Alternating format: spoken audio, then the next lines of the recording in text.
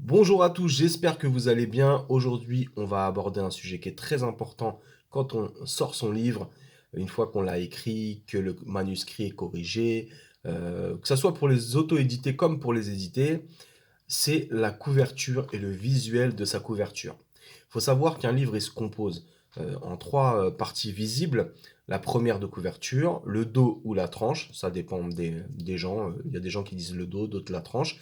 Et la quatrième de couverture, et non pas le quatrième de couverture, parce qu'on confond souvent. Donc, le livre en lui-même, comment faire pour attirer du monde?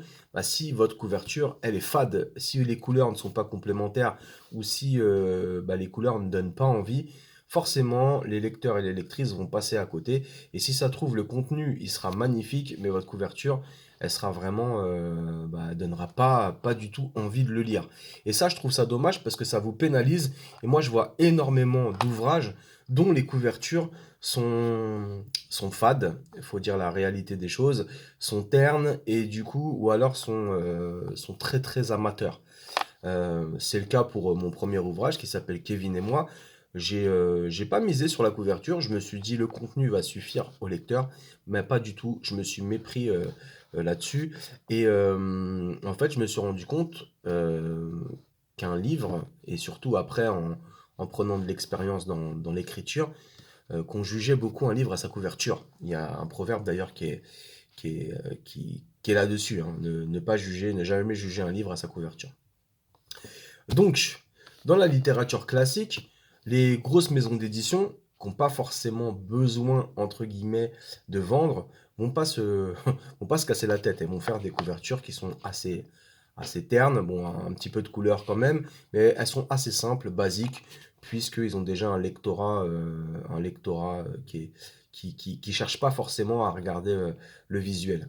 Je prends un exemple tout simple, littérature classique française, Jules Vallès, L'Insurgé. Vous voyez une couverture avec une illustration en rectangle.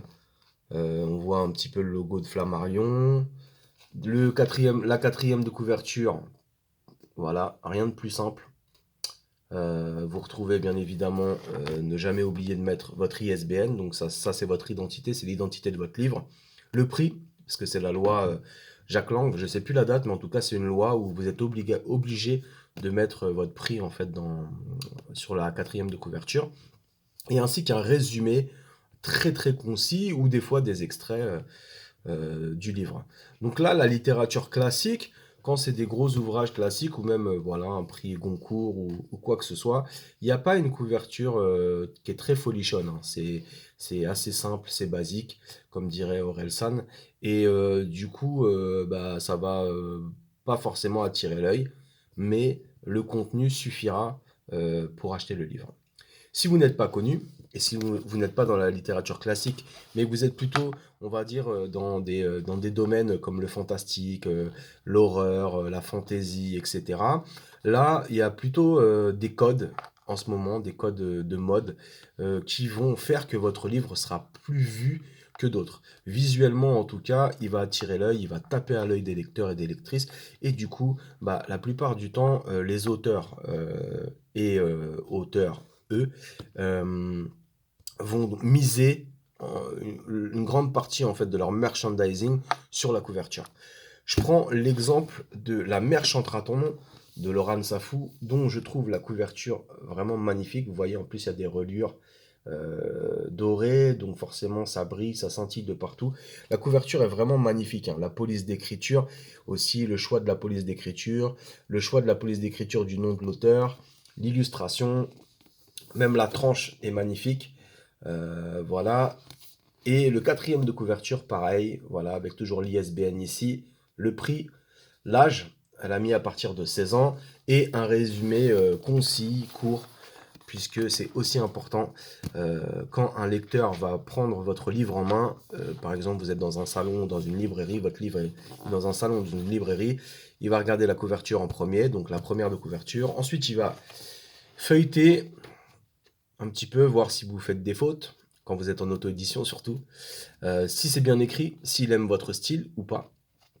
La plupart du temps, voilà, un lecteur ou une lectrice Voilà, va feuilleter, va regarder un petit peu. Et ensuite, il va regarder ou elle va regarder la quatrième de couverture. Et si la quatrième de couverture ne lui parle pas, le lecteur ou la lectrice n'achètera pas votre livre, tout simplement.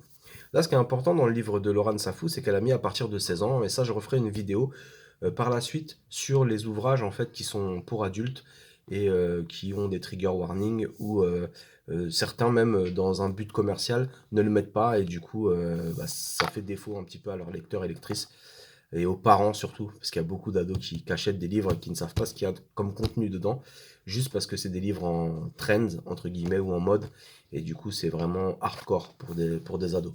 On refera une autre vidéo là-dessus, c'est pas le sujet. En tout cas, la couverture de votre roman, donc là, Laurent Safou, son roman, il est vraiment magnifique, hein. Je fais un petit peu de pub pour elle en même temps, puisque j'ai déjà lu un ouvrage, un de ses ouvrages. J'ai pas encore lu celui-là, mais vous voyez que la couverture, elle est vraiment magnifique. Elle fait penser un petit peu à comment dire, à une collection qui était sortie il y a pas longtemps, pareil, un peu dans le même genre fantastique. Et on retrouve les codes, là on retrouve en l'occurrence les codes du fantastique. Euh, donc, quand vous écrivez, donc vous avez terminé votre manuscrit, tout ça, si vous avez des difficultés à chercher ou à trouver un illustrateur ou un graphiste ou quoi que ce soit, vraiment, il est important en auto-édition de consacrer un budget à un illustrateur ou un graphiste. Euh, Déjà, premièrement, ça va amener une vision différente de la vôtre. Vous pourrez toujours lui donner vos idées et vos indications et lui il va travailler selon vos idées et vos indications, mais il y aura toujours sa patte derrière et ça sera super important. Et après, si vous voulez rentrer dans les codes, c'est-à-dire regarder un petit peu ce qui se fait à côté de vous, dans le genre littéraire que vous écrivez, hein.